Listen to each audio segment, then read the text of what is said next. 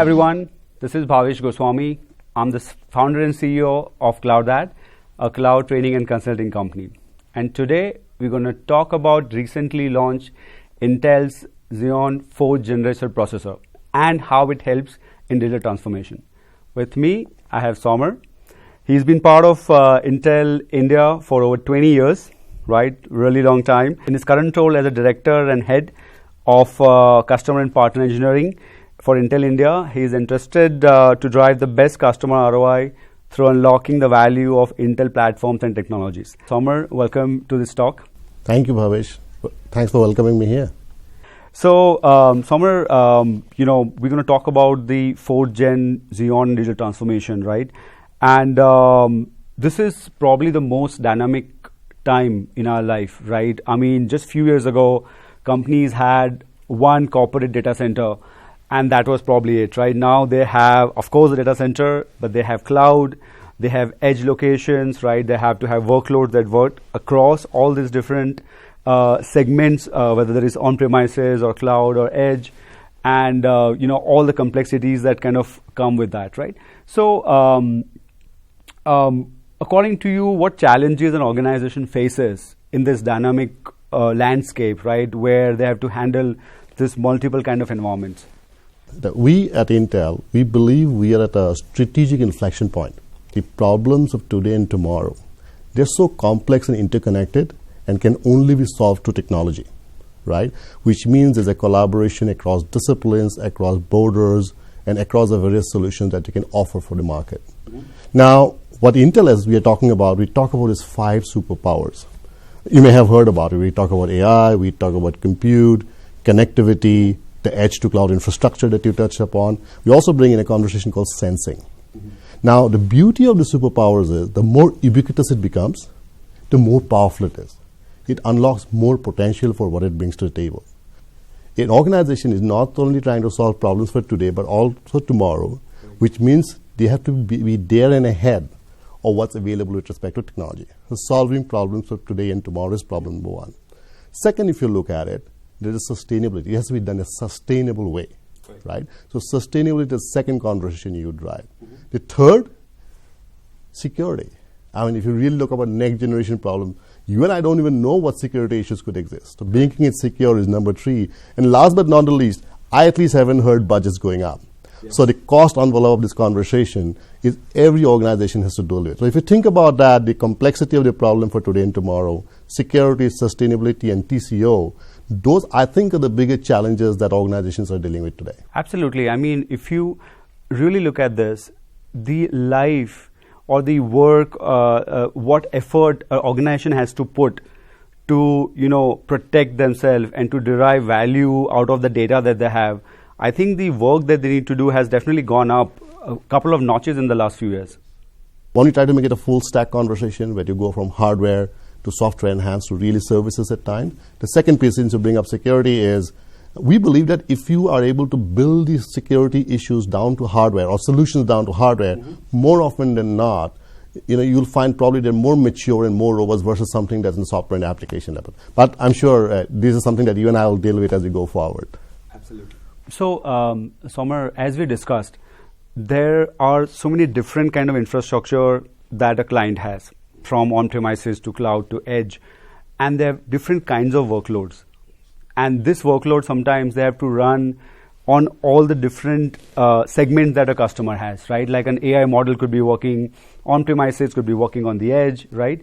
So how does a customer manage these varieties of workloads across varieties of these platforms? Is there what would you recommend them that how should they make sure that their workloads are working well across these different segments? I talked about the complexity of today and tomorrow. So one part of complexity, as you said, it has to work across various kind of infrastructures seamlessly. That's what you touched upon. The second you have to talk about is the different kinds of workloads, which you also kind of alluded. What you need to do for high performance computing versus an AI you talked about versus a storage, right? Or take your pick, right? Analytics. Each of this workload has specific requirements to deal with. Correct. So what really needs to happen is that it's very difficult, or theoretically, in my view, for somebody like us who understands technology, it's very difficult to bind an argument that general purpose core could achieve all of this. So what organizations really need to look back, going to the first problem, is to really look at is, addressing a problem of today and tomorrow. You really want to be able to see one thing, that you are increasingly moving your roadmap towards, purpose-built solutions, right? Where you are actually addressing the conversation with respect to a particular requirement, so HPCOI. That's kind of number one, right? The second thing, obvious one, is the sustainability and the cost. Is your solution dynamically adjusting to what you really need from a cost perspective, right? And automatic, if your performance, so typically what happens is that if you want to drive more performance for an application or computer intensive, your cost may go up, right? But if it's not, are you able to bring it down dynamically, right? So think about purpose-built solution which dynamically adjusts to what's the cost requirement or the power requirement, number two. Now, what we also believe, right, AI has become so pervasive, right? It's no longer something as an afterthought, right? So you really need to be able, at an architecture level, think about how pervasive it can be, right? Are you having solutions, going back to my answer on security before, are you able to bring it down to the hardware level, to the core level, where each application or a VM in the cloud sense that you talk about is able to leverage that capability. And last but not least, you are generating a lot of data in this. And the expectations of the customers are just going up. So if you see the pace, and I'm sure you are living that as well, if you see the pace of technology that I talked about in the beginning in terms of today's and tomorrow's, it really needs to be open because that's where the action is. If you get locked into a proprietary conversation, not going to happen, right? So open, kind of leveraging an open-based application set or an infrastructure set to look at the forward-looking roadmap, looking at purpose-built solutions, and driving the security that you need. To me, those are the paths that organizations need to be able to take to get to where they want to be. I think that in Intel Xeon, the fourth version that we're talking about, they have purpose-built a lot of those technologies to accelerate workloads like AI and ML. For example, in HPC, you may have heard about we introduced something called Xeon Max, which has high memory bandwidth built into this, high bandwidth memory built into this, and just increases the performance. But if you're talking about like a database conversation, and since you are in the space, in a database, what really comes up is the I/O between the CPU and the database, right? So you really need to be having an acceleration which is kind of enhancing the analytics of that I/O. So we have something called Intel In-Memory Analytics Accelerator, or IAA, that is able to do that, right? Fantastic. So one thing you should think about is per application, right? What do you really need to do? Similarly, if you go into, for example, containers or microservices in a cloud environment, right? You need to be able to do memcopy fast here and there. Correct. So you have something called for streaming, called DSA, for streaming and acceleration, right? So which specifically is relevant to for your microservices conversation. Right. Now that's piece one, from a workload, acceleration, what have you.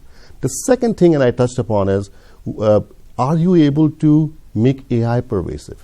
Correct. Right? So what we have done is besides the general purpose, Xeon, by the way, has been a known platform for inferencing, well established, 100 million CPUs, install base, what have you, right? So inferencing is done, okay? The question is, if you really look at AI today, you're really talking about matrix, right? How are you doing about ChatGPT, which is a generative algorithm, right? So we are introducing something called advanced matrix extensions that specifically talks about matrix, I would say metrics instructions, to make it simpler. How do you fast track or accelerate that in an AI conversation specific to training? Now that's part one. We have something that you could use to make it faster, but we have made it pervasive. Every core has AMX built into it, which means you're not related to what's AMX is available in the CPU board, but if that CPU has X number of cores, X number of virtual machines, are you able to do that, right? So piece one is a conversation about specific workloads, specific acceleration to meet that workloads. The second piece of this conversation I talked about is the interconnect. I told you this interplay between powers and interplay. Database to storage to computation are interlinked conversations. So we have brought in capabilities to be able to do that, right? For example, we have something called dynamic load balancing. It looks at your throughput and is able to, going back to a classical traveling salesman problem, right? How do you make sure that you have optimized the usage of the CPU to the queue of services that you need to offer? Dynamic load balancing, right? Last but not least, I'll bring into this conversation on what you talk about, the network traffic. Being a silicon guy myself, and you may have lived it too, very soon in silicon design, what really comes up is that the challenge is not the gate or the transistor. It's the I/O between the gate, the gate and the second transistor or second gate, right? Even in computation now, as you really think about it, right? You think about how do you accelerate that I/O? I touch upon MEM copy a little bit, right? But we have something called quick assist technology. So if you're moving from your I/O NIC card, as an example, to your computation, you think about how do I compress, decompress? How do I, kind of encrypt, decrypt? The AES algorithms that you have. You take the chain, can you make it faster? So we have something called quick assist technology to do that. We have introduced something called Trust Domain Extensions, or TDX. It's an extension to the SGX we already did for confidential computing. Okay. So you'll see players like Microsoft talking about it. Mm-hmm. But think about purposeful accelerators, the interconnects, the pervasiveness of AI, and the security through TDX. Fantastic. So basically, it's not just a single horse for every course. It's like horses for courses. It provides acceleration depending on your workload, and really helps you achieve the efficiency at the workload level. We have been one of the first cases of driving sustainable solution. We have a solution called liquid immersion cooling that was implemented by PhonePe in their data centers just to make sure that they have a sustainable solution for it. Okay, but when you talk about sustainability, Bhavesh, there are, again, you can start talking. Typically, it's a storage or a system level conversation, right? Mm-hmm. So when you talk about liquid immersion cooling, you essentially are talking about at a system level, what technologies and capabilities we bring in to be able to make an end-to-end solution for the customer, like PhonePe in this example. All right. And we start in a few ways. First we do is that our CPUs are immersion ready. Okay. So your components need to be immersion, and that's what we kind of do, right? The second thing that we do is we make sure that we're working with a partner system like a GRC or a Saumer to be enabling them to be able to do that. Third, we invest in a lot of forward-looking technology. We have an innovation center that we go and talk about what are next generation those technologies that you need to invest in for sustainable, right? If you look at Xeon 4NIM, given that you are actually, instead of a general purpose compute, you're actually reducing the computation when you need to accelerators. By default, they typically should see lower power consumption, okay? So generally, you can see that at least in Sapphire Rapids or Xeon 4 Zen, we're actually seeing a 2.9x performance improvement or performance per watt improvement versus prior gen, number one, right? And by the way, when you do Sapphire Rapids or the Xeon 4 Zen, you can go in all power mode, right? Okay. Then you get a full blast of all the capabilities I just talked about. But if you go in a power to optimize mode, which we have created as a mode there, you actually, off the bat, you get a 20% reduction. So those are kind of things at a component level specific to Xeon 4 Zen that we're trying to build in, because you're absolutely right. Sustainability is a big goal for Intel as well. How does Intel help customers and partners in this digital transformation journey? There was a Los Alamos National Lab, which is an HPC lab. Okay. As I said, we discussed the product as customer in. When they used the Xeon Max, they were able to actually get a 4x improvement on their performance. Okay. At the same time, it is so transparent that they could seamlessly kind of move over their binaries from their previous generation to this generation. Mm-hmm. So at a customer level, we are trying to make sure that the transformation is simpler and faster and giving a better performance. One example. Another example, since we're leaving 5G in India right now, there's Telefonica, right? And if you hear Telefonica CTO talk about, he'll talk about the future as he thinks about in respect to 5G, software-defined networks. Mm-hmm. And the whole generation is based upon the virtualization of the network functions, which is made simple by the E version or the RAN version of what we offer. So at a customer level, we're actually bringing in the conversation of saying, you are seeing the benefits of what the product has to offer. So there are certain capabilities in the hardware itself or solution itself to do that. But that's incomplete, because Intel is all about the ecosystem. So if you look at, I was personally very proud when we had a whole spectrum.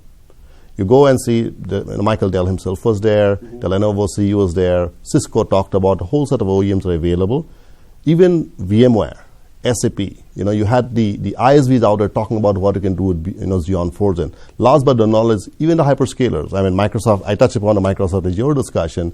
They're talking about how they're looking at the next generation of confidential compute using the trust domain extension beyond the SGX. So to us, when you're talking about the channel partners, we work on an ecosystem. We want to drive the best value for the end customer, like I gave you a couple of examples, but working back through the ISVs, through the partners, and through the OEMs that he talked about. Even in terms of efficiency, in terms of sustainability, right? In terms of cost, it kind of ticks all the boxes that there are to be ticked. Thanks for saying that. And that, at the same time, we realize that to be able to do that is not about Intel. It's about working through that ecosystem and the open source community as well to be able to drive the outcome that we're talking about. Great. Absolutely. Fantastic. Thanks, Saumer, for joining us. Thank you so much. It was a pleasure, Bhavesh. The questions were awesome, and I hope you liked the discussion too. Thank you.